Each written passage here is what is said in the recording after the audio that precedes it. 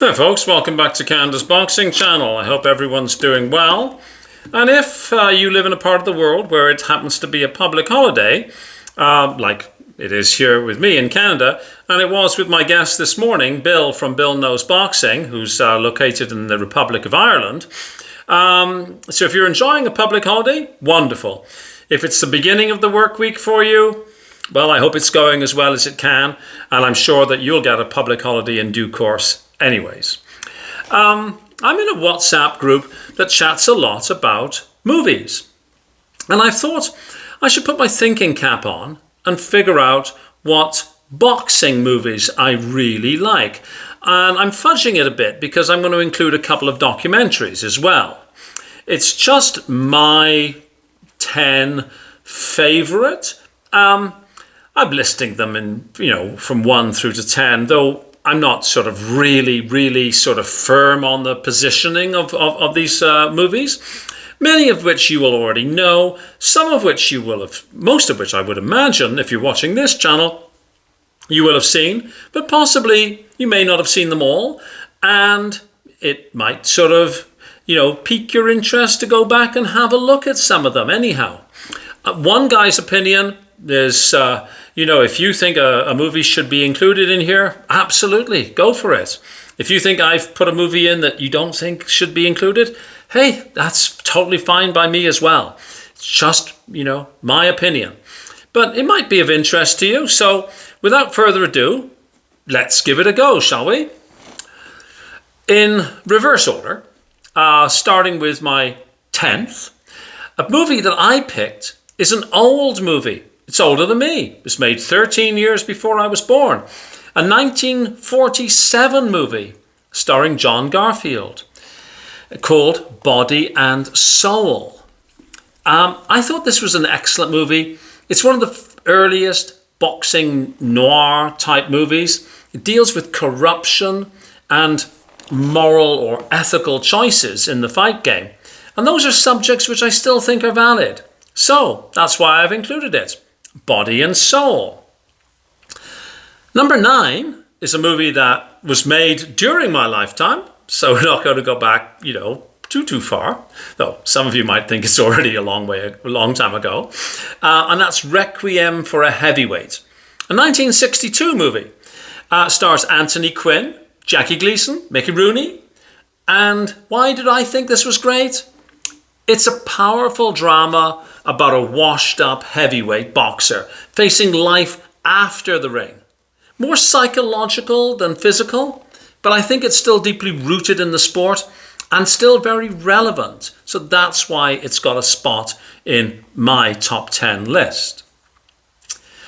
Number 8 was a movie which when it first came out, I didn't like it a lot. It sort of grew on me over time. And it's a movie which I think of as being a recent movie, but of course it's not. It's a 2001 movie, which means it's 24 years old. And it's simply called Ali.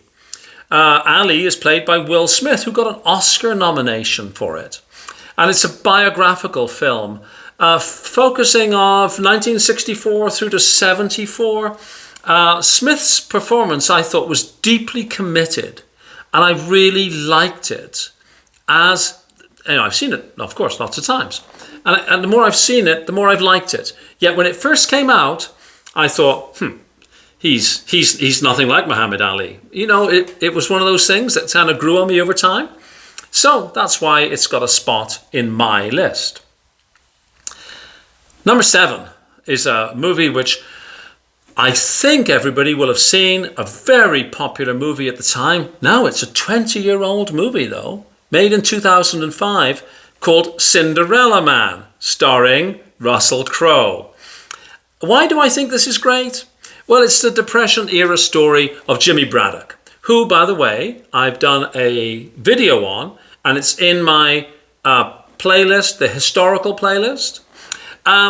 It's a true life story of how Braddock, was rising, then he suffered, and he came back and he won the world heavyweight title. So it's a real inspirational, feel-good movie. happy ending. You know, it's one of those movies that I think is really well done.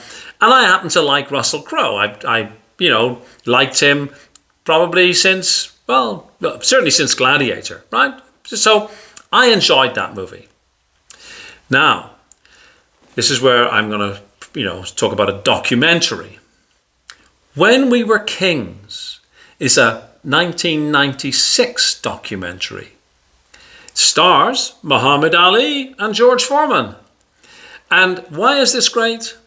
Well, it's a brilliant documentary on the Rumble in the Jungle, which of course is Ali and Foreman, 1974. And it captures not only the fight, but the time and the era and the Ali of that time. So that's number 6. And I'm going to cheat because I'm putting in another number 6, another documentary, which in my mind, you could say, if you're only ever going to watch one documentary about heavyweight boxing, this should be the one. And that is none other than Champions Forever. I've owned this on VHS, Laserdisc, and at least 2 versions on DVD. 1989. And who does it star? George Foreman, Larry Holmes, Joe Frazier, Ken Norton, and Muhammad Ali. It is outstanding. There's some great film footage, and you've got these guys sitting around kind of kibitzing. It really is worth watching. I would strongly recommend this as if you really just want to watch one documentary about heavyweight boxing, this would be the one. I'm not being paid to advertise it. It's okay. The fact that I'm waving the DVD around shouldn't mean to say that anybody is sponsoring me. Nobody sponsors me for anything. Trust me. So you got 2 6s. So this turns out it's going to be 11, not 10, right? Number 5 was $1 Million Baby, a 2004 movie. Hilary Swank, Clint Eastwood, and Morgan Freeman. This was a deeply emotional film about ambition, mentorship, tragedy. It won the Oscar for Best Picture. A disturbing movie in some ways. I was going to say a tearjerker. This might not be the right audience to use that expression with. To me, it encapsulated a lot of the tragedy, the pathos, and the things that make the sweet science one of the sports that we absolutely love. It's not a feel-good movie, but it's a really good movie, right? So, like I say, $1 Million Baby. Then number 4 is a movie which, again, I've met people who've said, oh, I hated it. And I've met people who said, oh, it's one of the best sports-related movies ever, right? And it's The Fighter. 2010, Mark Wahlberg, Christian Bale, based on the life of Mickey Ward and Dickie Eklund. Great performances, especially by Christian Bale, who I think got the Oscar for this. So a very good film, but not to everybody's taste, So, but I thought it's a good film. I was torn with number 3 because there's 2 movies which you could sort of put in here, and the 2 movies that were sort of in my mind were both part of the Rocky franchise, and one was Creed, the 2015 movie, and I decided it was beaten out by Rocky 3. Now, I'm not saying that Rocky 3 was a better movie, but Rocky 3, for me, and again, this is reflective of maybe my age, I preferred Rocky 3, which was 1983, over the Creed. And you could include the whole Rocky franchise here, but I preferred it. In part because, of course, Mr. T, right? Pity the fool, who was, again, I was 23, right, when this movie came out. And of course, Thunderlips, right? Thankfully, nobody can see my bingo wings here. But Thunderlips, Hulk Hogan, who, of course, sadly passed only recently.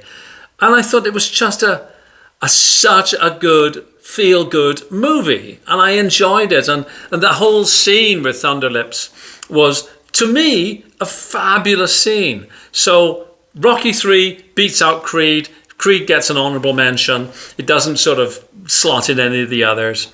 But if you haven't seen Rocky III, and I'm sure you have, you've got to see it. I mean, the Hulk Hogan scene alone is worth the ticket price, right?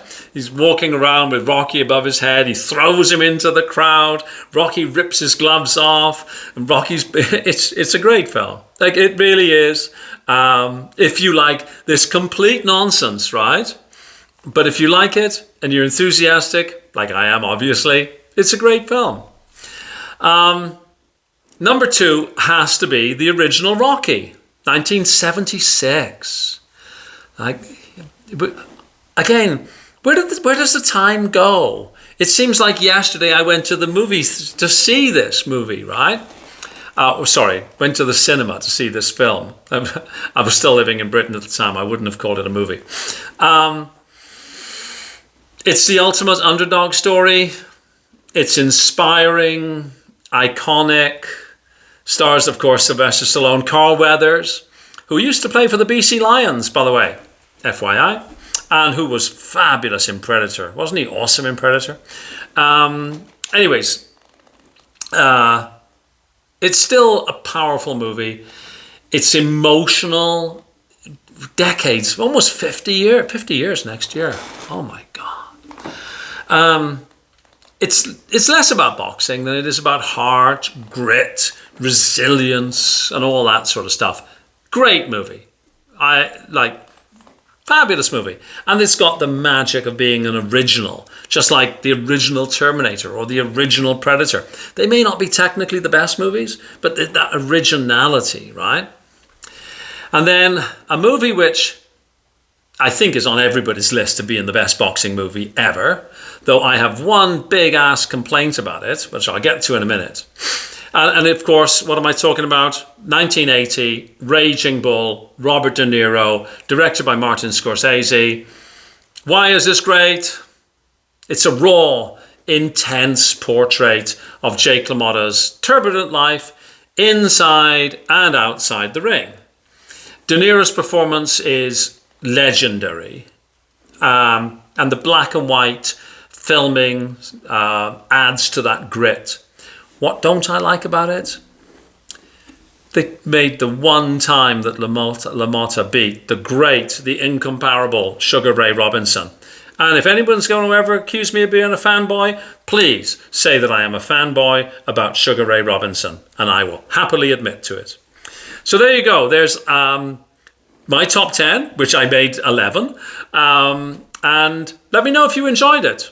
This video, I mean. But let me know if you've enjoyed any of these movies. If some of them you think, oh, I haven't seen that for ages, I'm going to go and watch it again. Or possibly you might say, hey, I haven't seen that film. I'm going to go and find it and let you know. Or you might say, what a load of bollocks. That's terrible. Hey, you've missed whatever, X, Y, or Z movie. And there may be a movie which you know about, which I have not seen. I mean, there's been honorable mention. I saw one recently about George Foreman. It was very, very good. There's also one about Sonny Liston. There's lots of movies. So, put it in the comments section. If you see a movie that you've really enjoyed, it's not on this list, put it in the comments section. I'll go and look it up. Maybe you will introduce me to a movie and I'll say, wow, that's fabulous. It should bump one of these. Okay? Just for fun. There we go. Please like, please share, please subscribe if you can. That would be really nice. Get friends to subscribe. Maybe we can try and grow the channel. And please keep the comments coming. I enjoy looking at them, and as you know, I respond to virtually everything. And we have some good conversations going back and forth. Thanks so much. Cheers. Bye-bye.